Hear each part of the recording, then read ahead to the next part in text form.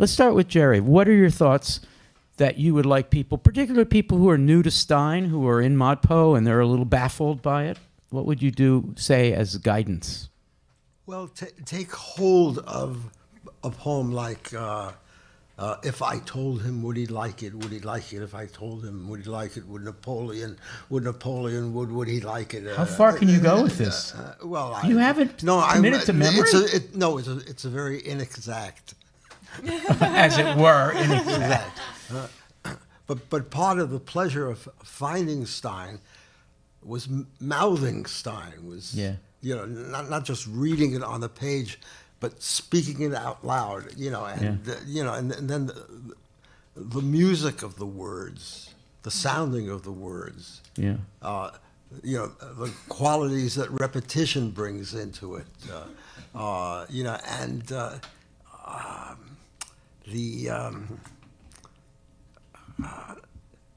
the willingness to take the language, and do with it what she chooses to do with it.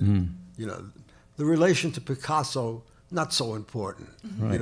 But the liberation in the moves that she makes, what a free spirit comes into poetry with that, and how much, for me as a 15-year-old kid, who had been drawn into, poetry, but didn't want it in a constricted way, and she opened it up for me. Very, very important. A lifetime of poetry. Wow. Okay, so let's turn to Kate. Any thoughts on If I Told Him to share? Kate? Yeah, building on what Jerry said about mouthing it, almost the impulse to do that when you read it.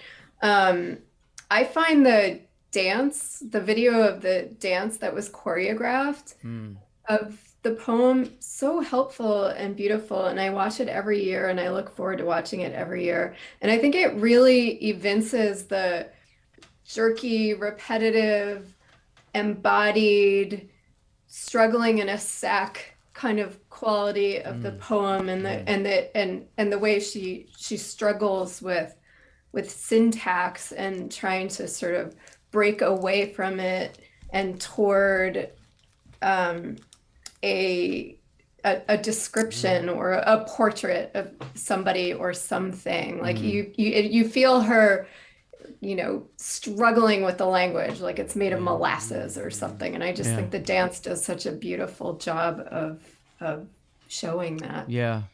Yes. If a dance can be a portrait, and then of course words can be a portrait. We think of words as being secondary to painting or to visual depiction, but then if a dance can do it, a poem can do it. Jake, If I Told Him, your thought?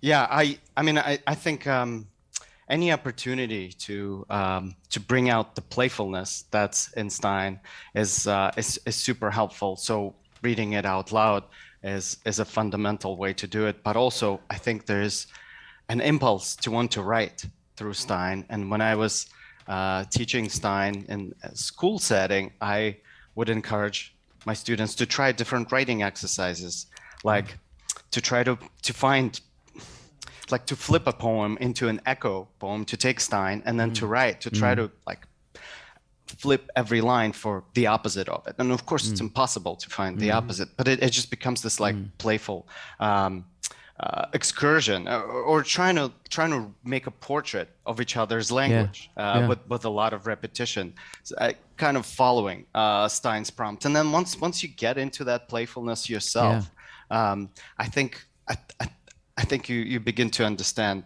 what she's doing better too. I think you're saying something profound, which maybe a little later in our webcast today I want others to comment on, including Jerry.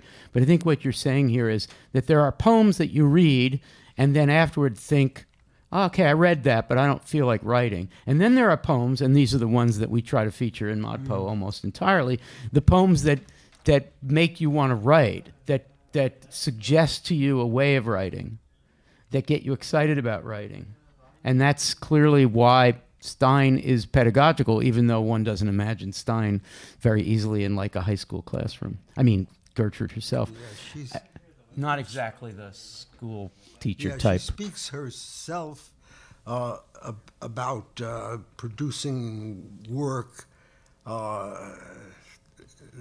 in the excitedness of pure being, to get back that intensity into the language. You know, so that's the push of it. No high sounding theory there. I mean, she's, you know, very, you know, I love the down to earth quality of Gertrude Stein. Yeah. And that's counterintuitive for a lot of people, the down to earth Gertrude Stein. But in fact, that's what you're saying. And so is Jake here. Yeah. Allie? It's bringing to mind what John Cage has to say later in the course. So to paraphrase, like, making language ununderstandable is demilitarizing it. And Stein is not only demilitarizing Napoleon here, and maybe like emasculating Picasso in some way, but is like literally making them both into like playthings, like really just benign things to play with in this like very whimsical way.